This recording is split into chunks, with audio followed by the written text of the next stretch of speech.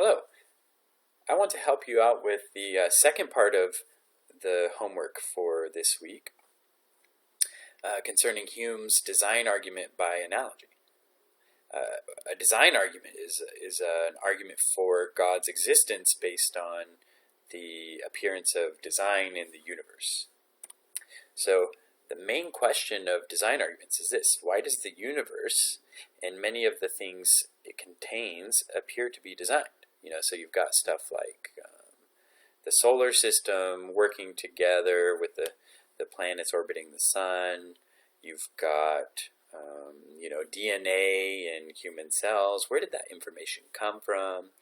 You've got gravity. It's not too strong, not too weak. It's just right for life to exist.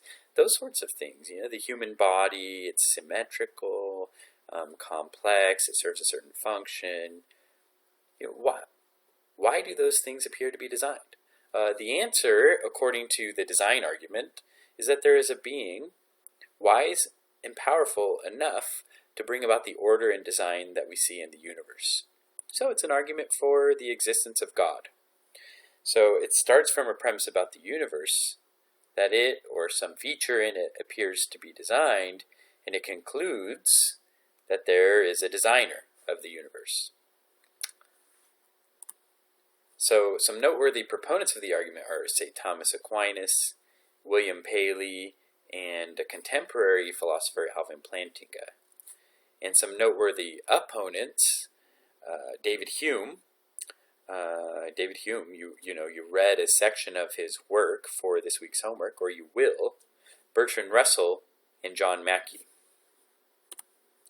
All right, David Hume is a philosopher who lived from 1711 to 1776. There he is. There's his picture.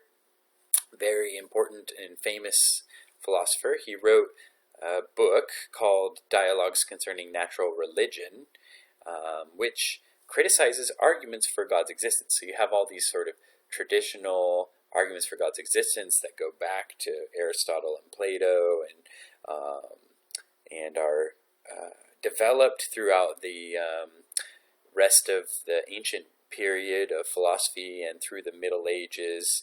And then you've got David Hume in the 1700s, and he criticizes each of these arguments in a book.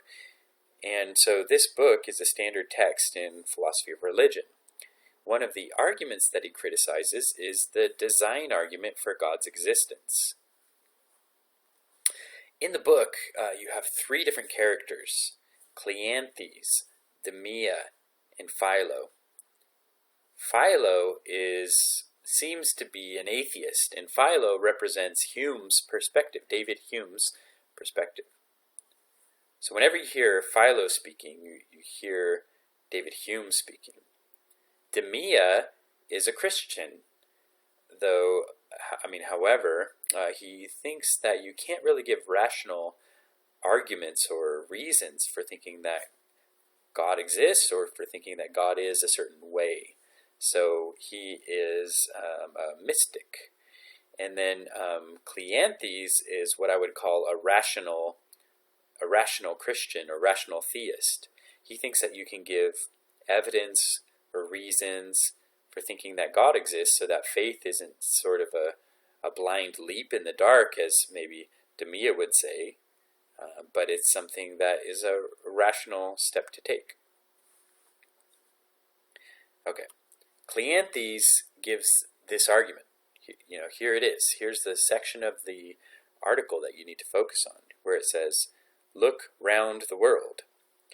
Contemplate the whole and every part of it. You will find it to be nothing but one great machine, subdivided into an infinite number of lesser machines, which again admit of subdivisions to a degree beyond what human senses and faculties can trace and explain." All right, so what he's saying is the universe is, like a machine, and you've got machines within machines. Look at the cell; it's like a city, with garbage disposal, waste, like I said, waste removal, recycling. It's got a city wall.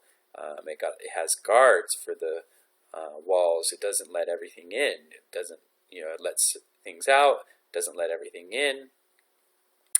You've got the information needed to build cells, to build the entire human body.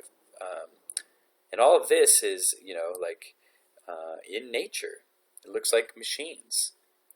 And all these various machines, now I'm back on the quote again, and even their most minute parts are adjusted to each other with an accuracy which ravishes into admiration all men, and women, by the way, who have ever contemplated them.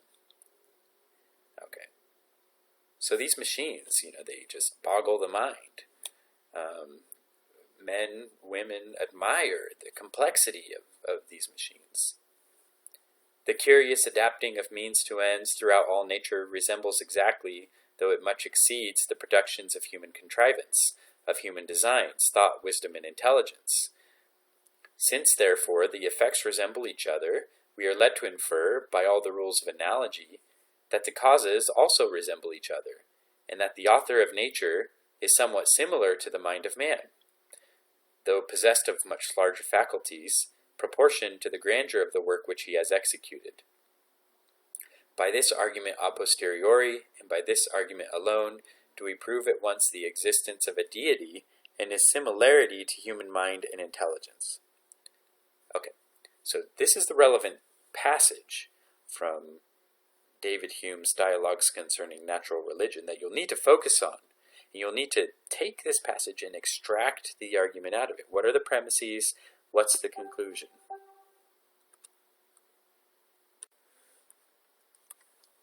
All right, so you need to ask yourself, what two things or cases are being compared here? What does Cleanthes point out, and what does he say it's like? What other thing is this like?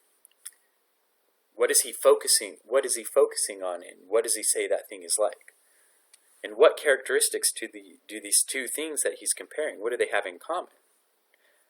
And then what further characteristic does one case have that is being inferred in the other case? Okay, so here are the questions you need to ask when you're trying to draw the argument out of the passage. And then you need to respond to the design argument by analogy, and you can do that by asking these questions. You can compare the universe or parts of it to human creations. Can you see any relevant disanalogies? Can you think of any counter-analogies?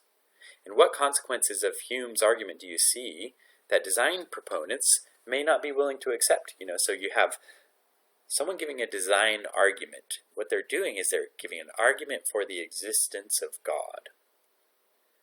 Are there any sort of consequences that this argument has that believers in God may not be willing to accept, that they might find to be an unintended consequence of the argument and an undesirable consequence of the argument? That it, for example, that it makes God too human-like in his intelligence or something like that. Okay, so I hope that helps you out with the rest of the homework, and good luck.